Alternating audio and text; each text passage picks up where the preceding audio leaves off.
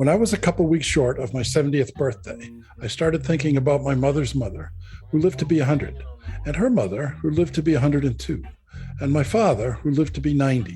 I began to think that maybe our generation could be the first to routinely live to be 100.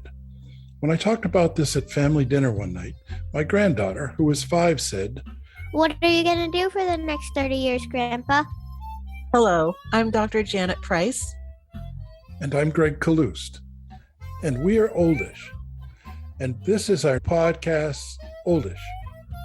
If you're oldish or know someone who is, please join us every week for conversations amongst ourselves And our special guests about what it means to be oldish in the 21st century.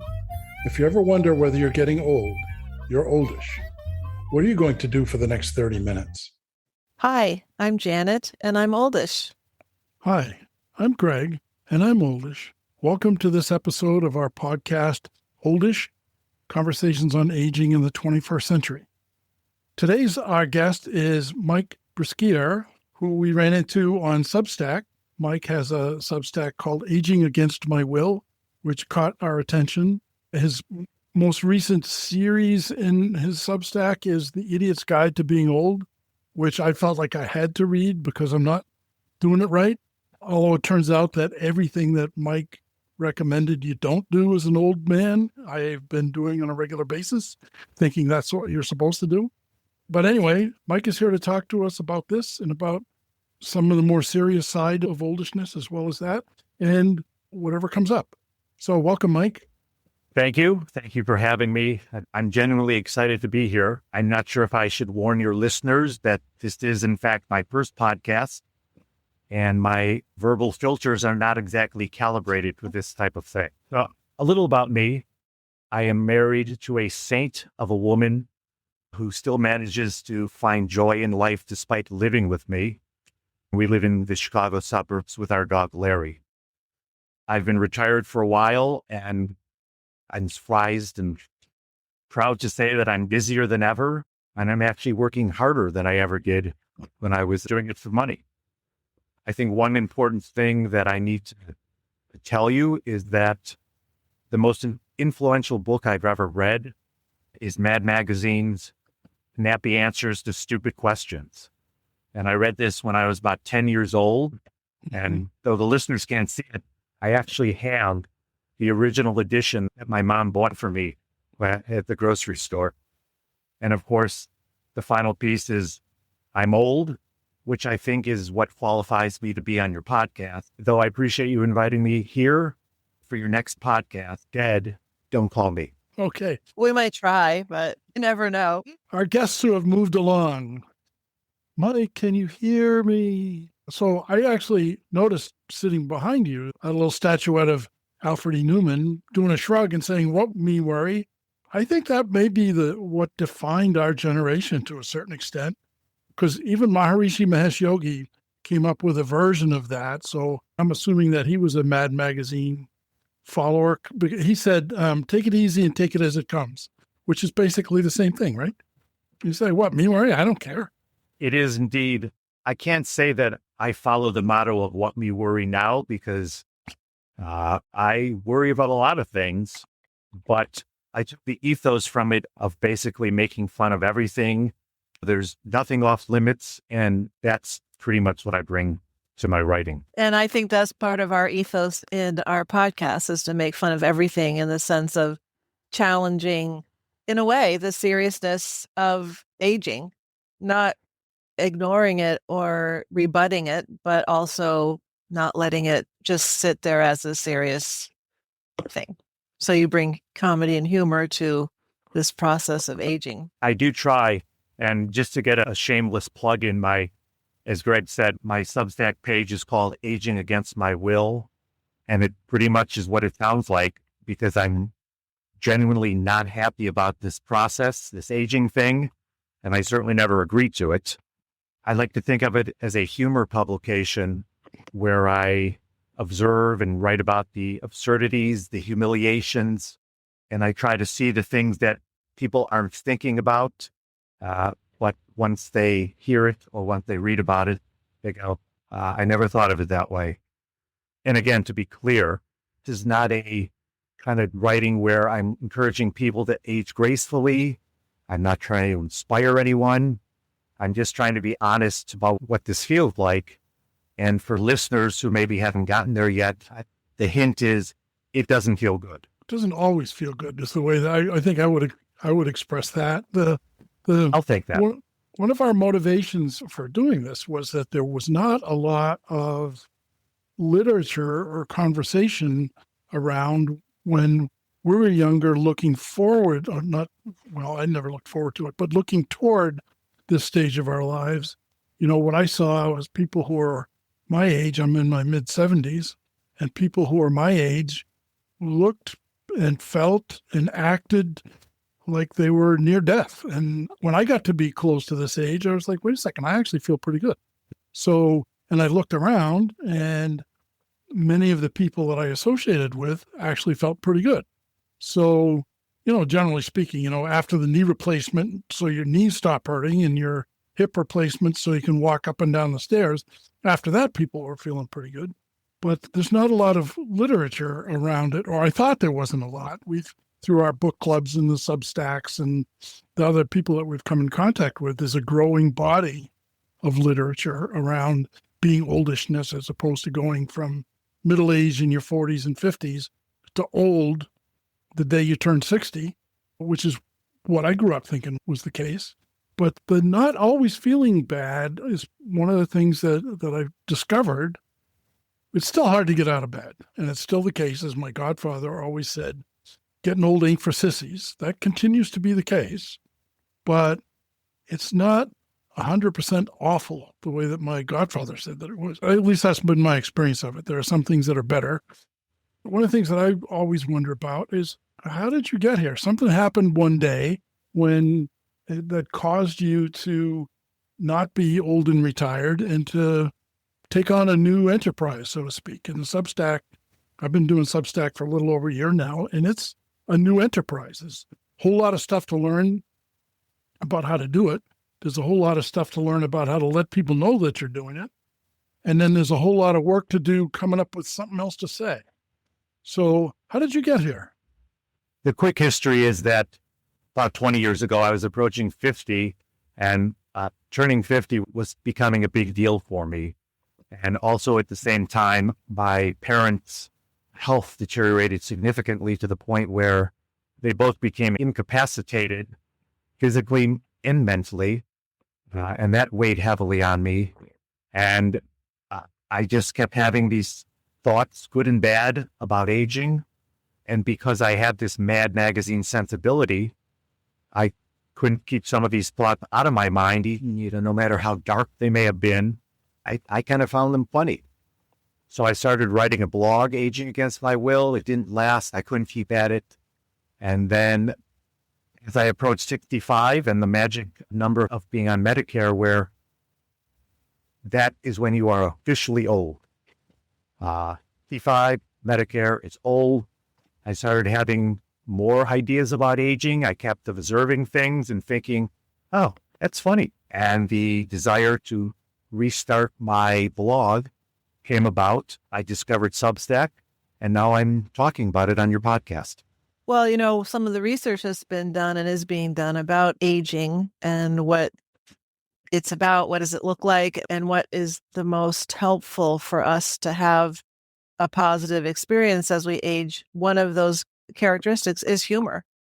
And so you are completely on track as far as you observing and experiencing your own oldishness with humor, and then helping the rest of us to either join with you already and enjoy that we're joining on this journey, or I'm sure for many of your readers, maybe for the first time thinking, okay, that's something I actually could laugh at, or that was a humorous moment within a maybe darker big picture or something. Well, I've always thought I'm funny, and maybe everyone thinks they're funny.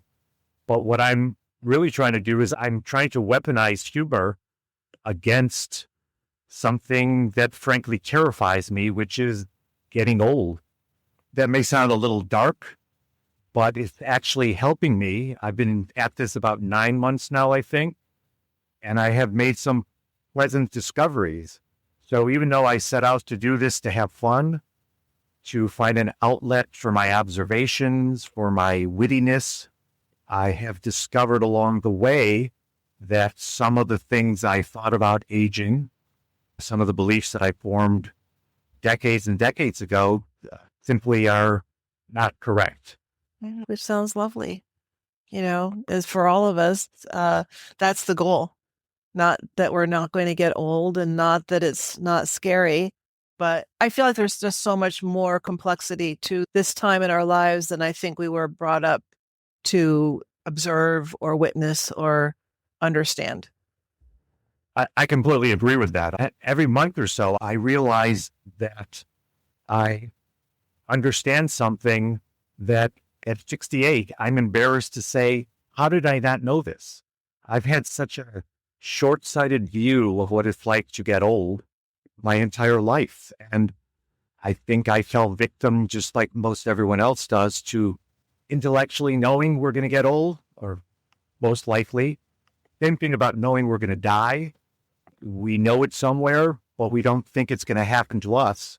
And I didn't really expect to get old, which is why it was a shock to me when I was about 55. And someone yelled at me after a game of basketball, "Hey, old man." And this is one of the things I wrote about. The reaction was, "Who, me?" Well, that was a kind reaction. I went up to Mount Everest Base Camp in 2015 when I was 65. And in preparation for that, I started going back to the Y, where I had played basketball until I was in my 40s. So in my mid-60s, I started playing again. And I started off just shooting around on the edges. And one day some guys were there noontime playing their noontime basketball, as I did back in the day. And they were shorter guys, so they asked me to play with them. I'm 6'7", so it's not a strange question. And I started playing with them. And one of the guys said to me, "Hey, I've seen you before. You used to play with my dad." And I said some unkind things to him. How did that game go? I actually hurt myself. I Go reached out to catch figure. the ball, and the ball was going beyond, more than a feather's speed going past me. And my shoulder really didn't want me to try to stop the ball. So my hand got knocked behind me, and I couldn't shoot I could never shoot well, but I couldn't shoot at all for 3 or 4 weeks because it hurt my shoulder. So that's one of the places where I discovered that one of the worst things about getting old is that when I was a kid, I could get hurt and I could play 2 weeks later, or I could not do anything athletic at all for several months and be back in game shape in a couple of weeks. And that's no longer the case. I'm not sure if I started from now, I could ever get back in game shape. That is definitely no longer the case. And it's one of the many, many, many things on my list of what I hate about getting old. But I'm sure everyone has a similar list, and I'm not going to go over all those things. What I find more interesting for myself are actually the things that, as I mentioned earlier, that I've discovered that are actually good things about aging. And if you don't mind, I'll mention a couple. Absolutely. So first and foremost, and I wrote about this early on, is the discounts. You turn 65 or whatever, and the discounts are coming fast and furious. And who doesn't love a good discount? I've also realized on a more serious note that I've discovered that I continue to discover new things that I enjoy. And I'm able to let go of things I don't particularly like anymore. And I've discovered multiple new things that I'm doing, including, first and foremost, my writing. I spend a significant amount of my time writing because I genuinely enjoy it. I've never really been creative before in my life, and this is something that genuinely brings me joy, and it's been very unexpected. I've also discovered that I enjoy getting good at something, or at least improving at something. I think everyone enjoys this throughout their life, or at least when they're young and developing, but I never really expected that this would be another thing that would occur when I became old or when I got really old. I also have discovered that I appreciate the extra time to keep working on myself. This has been a lifelong project because I, like anyone, have had my share of issues through life. And I used to think one day they're going to all be gone. And of course, I've realized that that's certainly not the case. And I plan on working on myself pretty much to the end.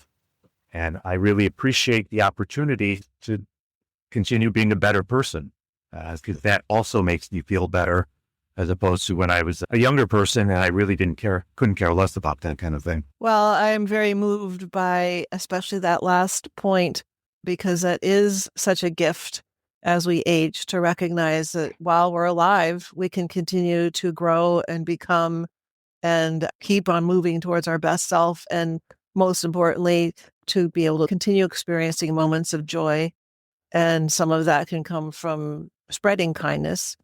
But I think that one of the reasons why that touches my heart so much is that I think there's many people who kind of just give up for various reasons, don't realize that they could keep on working at themselves. They could keep on finding something that can continue to get good at, all those things you're saying. So I think it's such a fundamental piece of aging, is recognizing. I know you mentioned something earlier, like being 68 and thinking, how come I didn't know that before? And I remember feeling that way. I'm in my early 70s, and I remember in my early 60s thinking that often something would come up. I think, I've lived for 60 some years. How did I not know that? And at first it felt discouraging to me. Like, I've lived all this time and I didn't know that. And then I had to switch my thinking and recognize, okay, well, I'm learning it now. And how lucky am I that I'm still alive and I can learn this now? Yeah, we still have a little bit of time anyway. So that's good. As far as that goes, most of my life, it's like every 6 months, I've been like, oh, now I get it.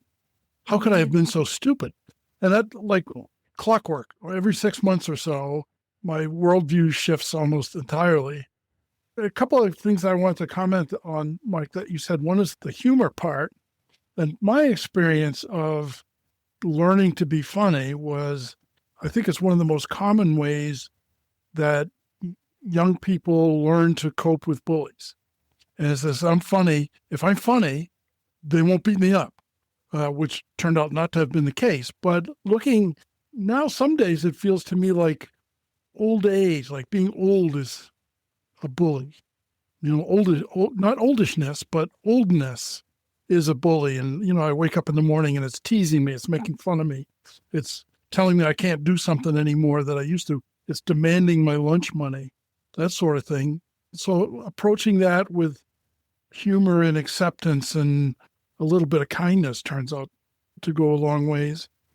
Something that Jen and I have talked about a lot is many of those things get folded into playing pickleball. And we show up and there's other people there who are still doing it and who are doing their best to learn how to do something at an advanced age. And because I'm retired, that's who I play with, is people who are retired. I don't play with or against people in their 20s or 30s or 40s, because I play in the morning on the weekday. And so I'm seeing a lot of people who are retired and are very pleased to be able to move at all, let alone be able to move in such a way that people will say nice shot to them once in a while. So that works out to be pretty well. And something before we go away, and we don't have to do it right now, but before we go away, one of the things in one of your articles in the series on a guide to being old was, there was a term you used called the flirt alert, where old men flirting or saying anything that might be interpreted as flirting to a younger woman or a younger person was really dangerous. And some of that was in contrast to me with many of the women that we've spoken to. One of their complaints about being oldish or older now is that they feel invisible. And the thing about the old men is that we often wish they were invisible. And there's the things, it's not only flirting, but I know a lot of grandmothers, and I'll be walking down the street with a grandmother in a store or whatever, and a grandmother will see a little kid or a baby, and they'll go over, oh, what a cute little baby, oh, coochie coo, and all that stuff. If I did that, I'd still be in jail. So we're not allowed to, as oldish men or older men, we're not allowed to pay any kind of positive attention to strangers because we are the people that our parents warned us about. And I just want to jump in because I wrote a few quotes from your Substack articles, and this relates. It was in the chapter 0. You wrote, around age 50, a man stops being processed as a guy and becomes seen as an old guy, a reclassification. Now there are different rules which no one told us about. I think it relates to what you're talking about, Greg. Yeah, it does. And I wanted to go back to something you said. I appreciated the way you said that you use comedy and you use acceptance in dealing with your aging process. And we know that I use comedy as well, but I do not accept this. And fighting this process, and of course I recognize that I'm getting older. I see it every day in the mirror, what my Substack is about. I am not happy about this, and I'm going to do what I can to fight it. But when I say fight it, I mean I'm doing what I can in a sensible way. I make fun of it. I try to find the absurdity in all of it. I do some of the basic things that I drive my friends crazy about telling them about, which is I just try to live well and live a healthy life at this point. So that's the easy stuff. So I'm not okay with this. I'm using humor to fight back as best I can. I exercise, and I was amused by you're talking about pickleball, because I too started playing pickleball when I thought I was old and couldn't play other sports. But even there, I was not very accepting because I wanted to win every game. And I discovered that maybe I shouldn't be playing pickleball just yet. So I returned to playing basketball, where being kind and gracious wasn't expected as much. Well, something to remember about pickleball is that there's different groups.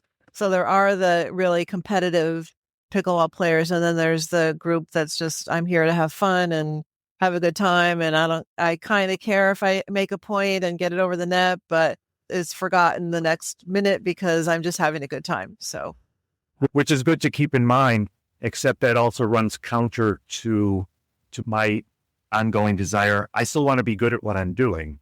So if I play with the good kids, they're going to kick my butt. And if I play with kids my age, and I'm not going to be invited back. Yeah.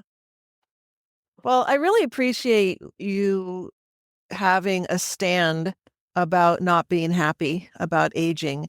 Greg and I talk at times about this. One of my fears is we in the podcast don't want to present aging just from a, let's just be happy, because now we think of aging in a different way than our previous generations, and we can find humor and we can be involved in things.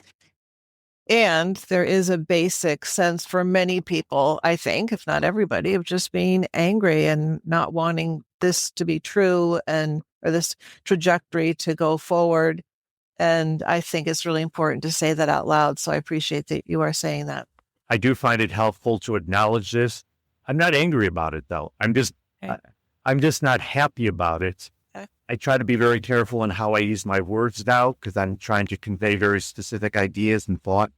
Mm-hmm. But however we phrase it, it's helping me to be, to feel less bad. I mean, don't get me wrong. I still think aging is mostly horrible, but all these little things that I've noticed that are actually life enhancing, they make it a little less horrible for me. Mm-hmm.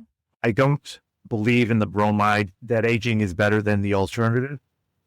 To me, aging is it's living with the freedom to be able to do what I want as long as I can, which has pretty much been what has kept me going through my life. Just having the freedom to do what I want when I want to and make the choices that I made throughout my life. It's interesting, isn't it? Wisdom comes with age. What you just said, Mike, is wise. And that's one of the things that comes with age. You wouldn't have said that in your 40s. You would have said, come on, I got to win here. Well, when you get to be in your 60s, you're not going to win them all. You're not going to win this one. Nobody gets out of here alive. Nobody gets out of here without going through not many people get out of here without going through some of this crap. Well, I acknowledge that, but I still don't like it. And Oh, yeah. you're right. At age 40, at age 20, what have you, I knew it all. So this wisdom thing, it wasn't in my focus at that point. But I did want to comment on the wisdom, because that's the one thing at the top of everyone's list when they think about or talk about getting older. Wisdom. And I'm going to push back a little here because, first of all, not everyone gets wise as they get older. Age does not necessarily lead to wisdom. Fortunately, that's not the case for me, I hope. But you can't just assume that I'm going to be a wise old person at some point. But I also think of wisdom a little differently. To me, it's more of a concept, and I see it as, it's like I've been working on a jigsaw puzzle my entire life.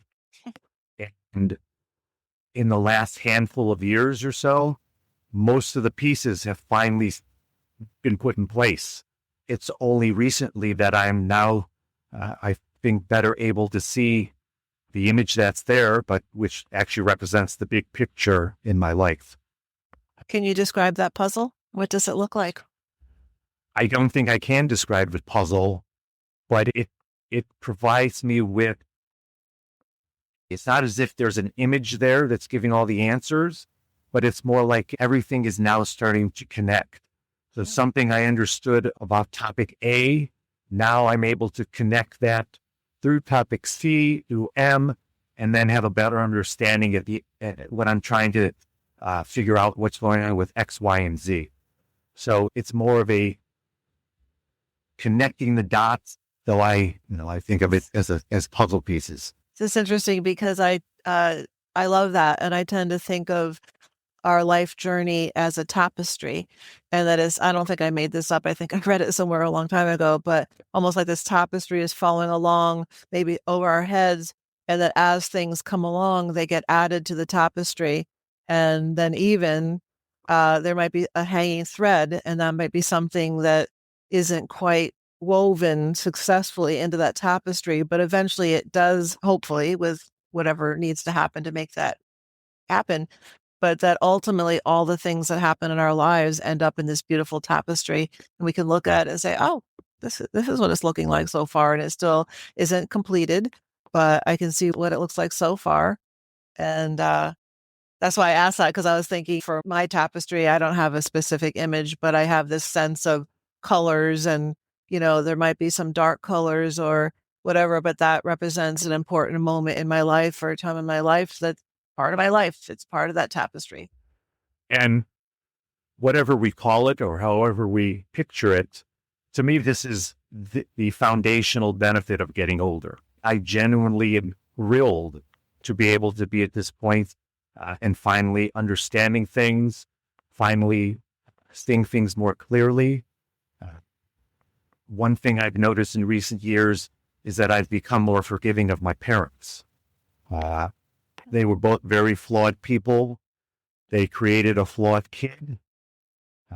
And I was hard on them. My dad was hard on me. But as I am now moving through the ages that they went through, that I observed them at, or that I had a relationship with them at, I'm now better able to see why they did what they did. And frankly, it's been a relief to think better of them and to just say, oh, now I get it. You were just doing the best you could. You were looking out for me, even though I didn't recognize it at the time. And it's quite nice to let go of some of these things about my parents that have bothered me for literally decades.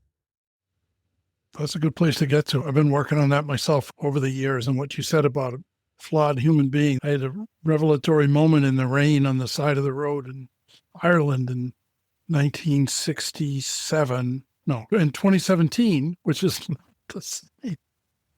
that's interesting.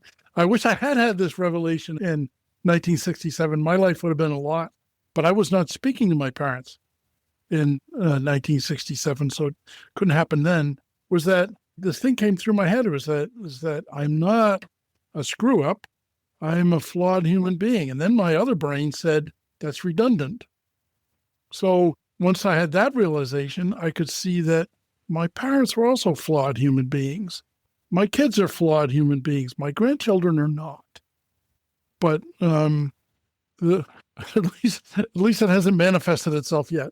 But that's maybe an important thing for our generation, is the being able to forgive with any luck, but certainly to accept a little bit more, understand a little bit more, and have some compassion for those people that aren't around anymore.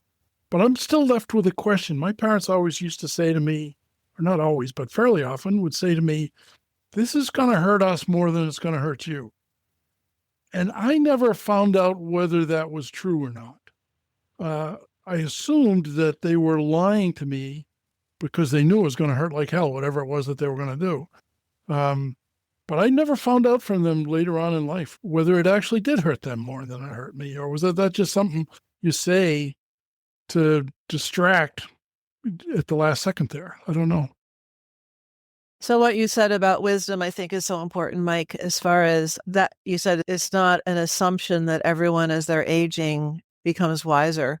And I think that's why your comment when you're listing the positives that you've been discovering about aging, and that one of them was to be able to appreciate different things as they come along, and that you get a chance to continue working on yourself. That is the opportunity of aging. And some people are able to go down that path and some people aren't. So yeah, it's not a given that everyone who does live to an older age grows wiser, but it is an opportunity for that to happen. And so then we can be thankful for that too, that for whatever reason I'm able to, and you're both able to look at what is an opportunity for growing. Where can I continue to become? I've always had the desire to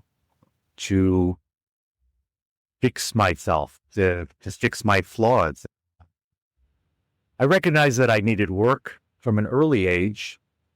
I always tried to think about these things, and I found the process of working on myself to be very fulfilling. What I'm getting at is when I said that some people aren't going to naturally become wise, it's based on one of my core life guidelines or life beliefs, which is everyone needs therapy. It's just a matter of how much. As a psychotherapist, I would put yes. Especially because I also believe that in the thinking of therapy as a kind of life journey, where am I? How did I get here? What do I need to understand and let go of and grieve and get excited about to be able to keep moving forward? So I would definitely support that thought. One thing I've learned along the way, and I'm happy to say that it keeps me going, which is that despite having these misguided beliefs of what it was going to be like to get older, to age, to be old, I have to remind myself that every step of the way, my life has been so much better than I imagined it would be. I'm still playing sports at age 68.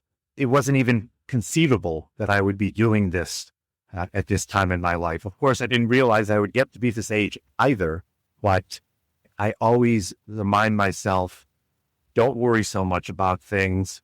Every step of the way has been far better than you thought it was going to be. I wonder what Alfred Newman is like now that he's old. It'd be interesting to have a chat with him a little bit. Maybe we can get him on the show, Janet, see what he would have to say. So this is totally frivolous, Mike, but I don't get an opportunity to talk about Mad Magazine very often.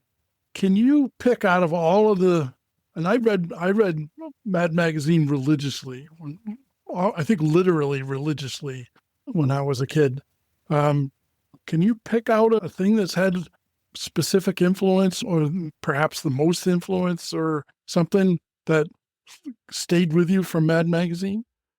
I can't tell you one bit, but as I said it earlier, the book of Nappy Answers to Stupid Questions literally has stayed with me my entire life. On a daily basis, I catch myself about to say a snappy answer to something that I consider stupid. Someone has just said something, and it's only been in recent years that I'm now able to not say some of those things. That's good. I'm both proud of and embarrassed by this admission. Oh, I understand completely. The Mad Magazine was a haven for those who were overly sarcastic in their childhoods. It took me a long time to learn that lesson. One of your other pieces on Substack is about, well, it's probably more than one, but one I recall was about when your parents were aging and your mother was dealing with dementia and so on.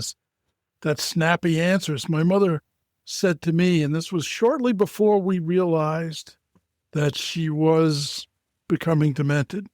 And I had said something to her, and she had said something to me, and I said something back that was a total wisecrack. And she said, "Don't be a wise ass." And immediately, without a single thought, I said, "I'd rather be a wise ass than a dumbass." And as soon as I started to say it, I said, "Oh, she's going to think you just called her a dumbass," which was not what I was doing. It was kind of generic statement. I would rather be a wise ass than a dumbass, given the choice. But she assumed, well, that I was calling her a dumbass, and that was a big mistake on my part to give her the opportunity to assume that I just called her a dumbass. Well, you're not alone. I have made the same or a similar stupid mistake, though unfortunately with my wife. And I have said my 10-year-old brain just can't shut up sometimes. And I've just made so many wise ass comments. And as I said, it's only been in recent years that I've been able to tone that down a little. So when I say my wife is a saint, she really is. And maybe an oldish Alfred E. Newman would be sitting here saying that's exactly where we hope to end up, that what comes out of our mouths without us even thinking twice as we get older, we have a little bit of space there to think before the options before we open our mouths. Yeah, with any luck, we can't remember what we're just about to say in those circumstances anyway, so it works out okay. It's one of the blessings of forgetfulness, is you forget to be stupid. I did want to comment, and we encourage our listeners to check out the Substack, the Idiot's Guide to Being Old. I enjoyed, as I've read your articles, I've enjoyed the comments almost as much as reading your actual articles and what people have said. And one little quote from the awesome comments was, "Remembering how to be kind, compassionate, open, and knowing your audience." And I felt like, as far as how we present and how people are looking at us maybe suspiciously because we have gray hair or whatever it might be, to be able to, and as we might be feeling like, hey, I can still shoot a basket, I can play pickleball, wait a minute, be able to remember to be kind, compassionate, open, and know your audience.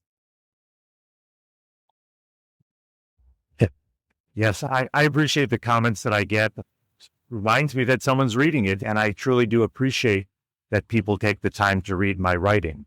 I try to reply to every comment that someone submits. They're a labor of love. I just try to be respectful and understanding, because some people don't necessarily understand that what I'm writing is humorous. A few times I've had to dodge and weave some of their discontent with what I'm saying. I've wanted to tell them that, hey, this is humor, this is satire, but I've chosen not to, and just tried to respond to them appropriately. I first started reading your work because the name of your Substack popped up in my feed one morning. And it was like, hey, wait a minute, here's an old person. I have to find out what this old person has to say. And that was the impetus. But I will say that the quality of what you said and the way that you said it has kept me coming back, so that I think I've read almost all of the pieces, including one that I just noticed today, which was not satirical or funny, which had to do with your aging parents and your father falling in love at an advanced age with, and something I think that many of us who have aging parents become afraid of is and the first time I saw it was my grandparents. My father's parents came to live with me when I was an early teenager, and my grandmother was becoming demented, and my grandfather was also not well. He was physically not well. And my grandmother became convinced that my grandfather was having affairs with the nurses that would come to the house. And so we ended up, she had to move. It got pretty bad around the house. And so she ended up going to live with my father's brother in the next town over. And I think that probably is not uncommon for an older person to become engaged by kindness, some of which isn't. And in the case in your essay, it sounded like the kindness was manipulation, not kindness. And so that was a very serious piece. And it was like, oh, I wish I had read this one 30 years ago. That's awesome. Yes, well, my dad would have loved to have had a relationship with his caretaker. This essay came about because a friend of mine, when I was telling him about the story or what was going on in my life, his comment was, never underestimate the power of a sponge bath. And once he said that, it triggered something in my mind and it allowed me to see that there actually is humor in the situation of some type. Or at least once I got through the terrible process of having to get guardianship over my dad so that this woman didn't take his asset. And in the process, my inheritance, of course. But I was then able to see it a little differently, though I think this is one of the few essays or posts that I have where pathos comes in. And I try to have just a little of that in my writing because I don't think I'm that funny, but when I'm able to combine humor with some deeper emotions, I think that's where my writing becomes most effective. Everyone who reads your Substack probably has their own reactions, but also a universal knowing, or maybe not universal, but as I read that article, I started thinking about my dad and how some of the ways you described the situation, that you had never heard your dad use the word love, let alone act like he was in love, or you never thought that he might want to be in love in that way. And it made me think of my dad, and I had the exact same experience of he and my mother were married for many, many years, and I didn't think about love for them, romantic love. And then all of a sudden in his late 50s, maybe early 60s, I saw him kind of flirting with his tennis partner, this woman. And I thought, what are you doing right now? What is this? And it was both disturbing because he was married to my mother, but also this very unexpected and foreign behavior that kind of helped me see him as a human and not just as a parent. So there are all those. And I also wanted to say, when you talked about you're thankful that you've been able to be alive long enough to make peace with who your parents were. And I also feel that way very strongly, that I held on to things that I was not happy about for so long. And then to be able at some point in the relative time to be able to say, oh, okay, you were trying your best, and here are some things I kind of forgot, but are bubbling up that were good things. And it is such a weight lifted in a way, and a resolution. And for me, being able to do this at this point in my life, it's freeing in a sense. I'm able to just let go of these bad feelings. I'm able to let go of these long-held beliefs I've had, which actually makes my life better now. So again, even though I really hate this process of getting old, in many ways, life is getting better. And this is something pick up on until just recent years. And writing and working through these things, thinking about not just aging, but what's underlying the process. It's been an unexpected joy to be able to experience this. And this all started because really, I'm just trying to be funny. And I was looking for an outlet for the thoughts and observations that just kept popping into my head about what's happening to all of us. Very good, too. I didn't make the connection until I saw Alfred E. Newman in the desk behind you, but the illustrations, maybe I did make this connection. Maybe the illustrations that go along with your pieces, I think, are part of the charm of the pieces, because the illustrations are actually very Mad Magazine-esque and quite funny. You should put a warning label on the one about old guys in the gym and tell people not to scroll down as far as that picture. I think that's a good idea, but I'm not going to do it because if I have to deal with this in person, my readers can deal with the thought of this happening to them. I love that picture. Well, I know that we're beginning to wind down this delightful conversation with you, Mike. Is there anything that anyone wants to add or make sure we add before we say goodbye? Well, we have our 2 questions that we always ask, or try to remember to ask. That's part of the problem of being oldish, is we don't always remember this. And these things, obviously, as you know well now, Mike, this is not scripted at all.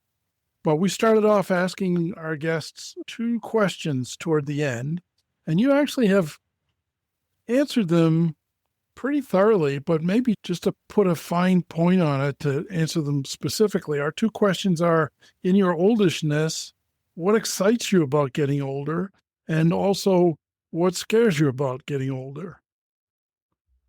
The second part is a lot easier to answer because that's been front and center on my mind for a long time. And that's losing my freedom. And I don't mean being incarcerated. I mean my freedom to do what I want to do when I want to do it. I've lived that way for decades. Been my mindset probably since I was a little kid. I didn't want any restraints. I wanted to do what I wanted to do. I was willing to pay the price for that type of attitude. And that's what scares me the most. I mean, that's what terrifies me. That's what terrifies me about getting older. Something will happen and I will lose my freedom. As far as what I'm looking forward to, as I've said, it's been quite a surprise and quite a pleasant surprise to find out that aspects of life continue to get better with this thing called wisdom in tow that makes life easier to navigate.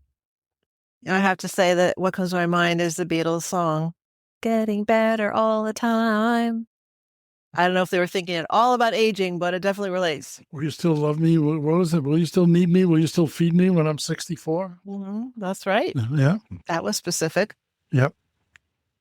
See, because they thought 64 was old, right? Yes. That's where that came from. Growing up, that's what I thought too. 64. What are you kidding me? That's really old. Well, they were close. 65. 65 is the magic number for being old. And I encourage anyone who wants to know why to read my essay, Medicare, the Leakage Interview. Yes. Yeah, I wouldn't. I don't recommend reading that one at all. That was just not a good moment. Well, this has been great, Mike. I'm glad we worked out the technical issues that we had last week and that we had a chance to sit down with you. I'm really glad that I'm not convinced that I love algorithms on social media sites like Substack is, but I'm certainly glad that that algorithm put your Substack on my feed one morning so that I had an opportunity to read your stuff and to meet you in person, sort of. And I don't mean I'm sort of glad. I mean that this is sort of in person, folks.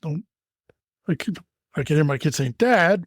So this has been great, a good conversation, and I hope things continue to go well for you. And I hope that Alfred E. Newman continues to shine in your life and things keep on getting better. It's very generous of you to say, and I certainly appreciate that you reached out to me and gave me this opportunity. This is not something I ever expected to do, but it's been really enjoyable talking with you. And again, thinking through these things and being able to talk about the different aspects, the good, the bad, the really unpleasant. So again, I thank you for having me on the show. You're very, very welcome. Okay, that's it for now. And all listeners, go to the Substack, The Idiot's Guide to Being Old by Mike Bryskier. Yes. And if I can jump in, I know we were wrapping up, but my Substack is actually Aging Against My Will. And The Idiot's Guide is one of the series that I've been working on. There'll be a link to those of you who don't even know what we're talking about when we say Substack. There'll be a link in the show notes. And if you click on that link, it will take you right to Mike's page where you'll have an opportunity to spend some good quality time hanging out with a guy that's looking at it with one eye half closed and a little wry grin on his face, trying to make sense of all of it. So thanks, Mike. Thanks, Janet. I always learn things listening to your questions and the responses to your questions and so on. And so you continue to enrich my life. And one of the things that's not so bad about getting older is I get to hang out with Janet on a regular basis. Thank you, Greg. Thanks, Mike. Bye, Thanks, everybody. Janet. Bye. Bye-bye. That's it for now. Thanks for listening. We greatly enjoyed our conversation with humorist Mike Bryskier and hope you did too. Mike's Substack is at www.mikebryskier.substack.com or go to Substack and search for Aging Against My Will. It's worth the trip. Our next episode will be another Oldish book club. This time we're talking about When the Cranes Fly South by Lisa Ridson. It's a lovely story of the end of life of a complex yet simple man in rural Sweden. Please grab a copy from your library or our bookstore and read along.